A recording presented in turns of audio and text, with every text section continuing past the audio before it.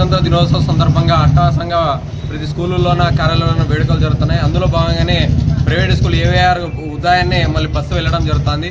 మరి గుమ్మగట్ట ప్రాంతంలో గ్రామాలలో విద్యార్థులందరూ సేకరించి మనం పిలుచుకునే సందర్భంలో మరి గోడవ దగ్గర యాక్సిడెంట్ జరిగితే అక్కడ స్థానికంగా ఒక డ్రైవర్ వ్యక్తి ఆ విద్యార్థులు బస్సు బోల్తా పడిన వెంటనే ఆ బస్సులో విద్యార్థులను బయటికి తీసి ఆ విద్యార్థులకి ఏం జరిగింది ఏంటి అనేది ఇంటిమేషన్ ఇవ్వాల్సింది పోయి ఈరోజు ఏబీఆర్ విద్యా సంస్థల నిర్లక్ష్యం వల్లనే ఈరోజు ఆ బస్సు బోల్తా పడిందని చెప్పేసి ఈరోజు సందర్భంగా తెలియజేస్తా ఉన్నా.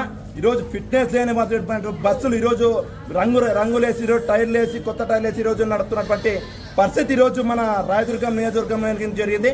పలుసార్లు విద్యార్థి సంఘం ఏఐఎస్ఎఫ్ ఎస్ఎఫ్ఐ విద్యార్థి సంఘాలుగా కూడా ఏ రోజు కూడా ఏ మాత్రం నామకావాసిగా మాత్రంగానే పరిశీలన చేస్తా ఉన్నారు.